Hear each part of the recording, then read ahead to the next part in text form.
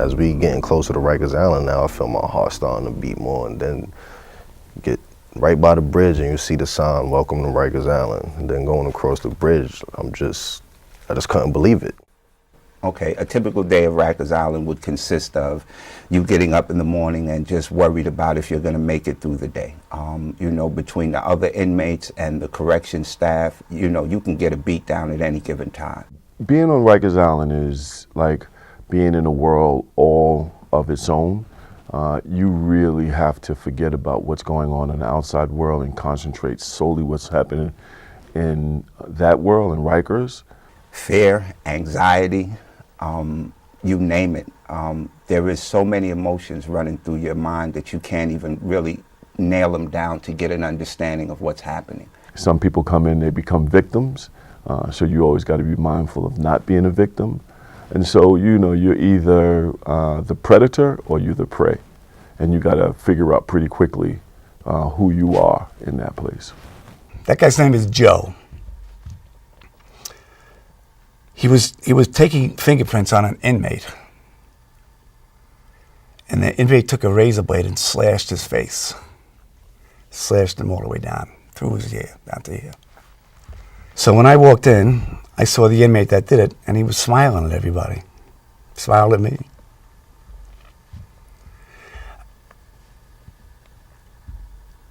So I calmed down a little bit. I told all the 7-3 officers with their captain, get out, just leave. Tell me when the ambulance gets here for this guy. Because they had sent two puffy captains to go in there to slap him around a little bit to teach him a lesson. And he's in there laughing. I was boiling.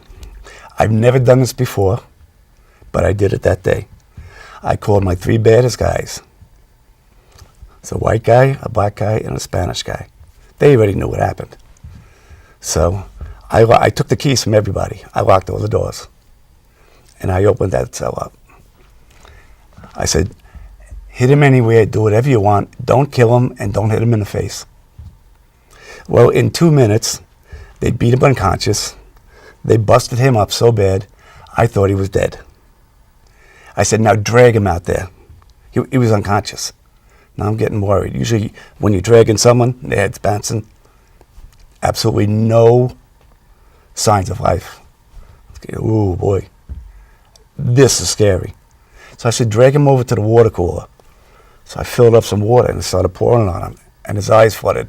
I said, get him on the ambulance, get him out of here. And they took him out. It was days before I could get that out of my mind. I thought I set my guys loose in a conspiracy to kill somebody, but I got away with it. It's a violent place. It really is. Either from the COs or from the inmates.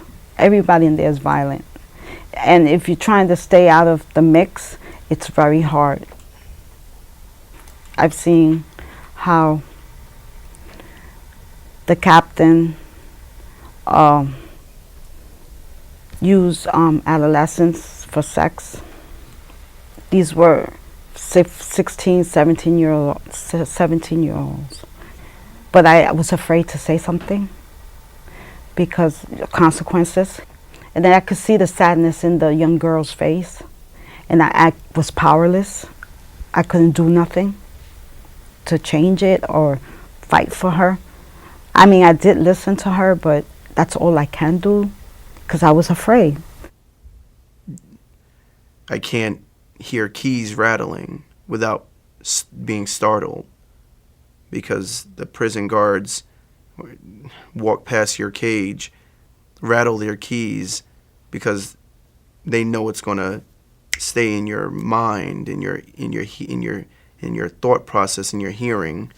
Somebody tried to make me wash their underwear, and I refused. And when I went to bed that night, about 3 of them came over to my bed and they jumped me.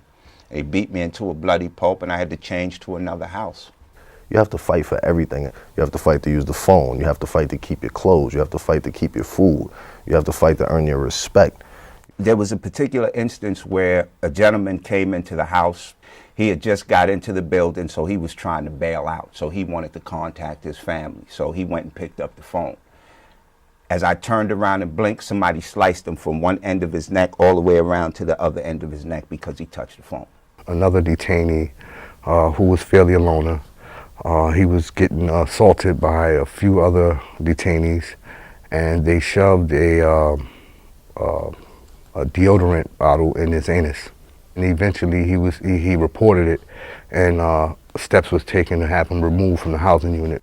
If there was any allegations of sexual incidents in a male facility, it was usually inmate on inmate, and they rarely reported it because they were embarrassed.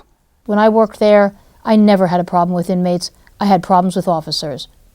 There have been so many lawsuits that New York City taxpayers end up footing the bill for. Inmates have been beaten to death. For how many years are New Yorkers going to put up with this culture of brutality? Uses of force where my officers were involved. I'm not saying they were all clean. Some guys got carried away. But I had the final say. I always cleared them. Not one of my officers in all my years as a supervisor was found guilty of using excessive force. Necessary force, yes. Excessive, not one of my guys, ever.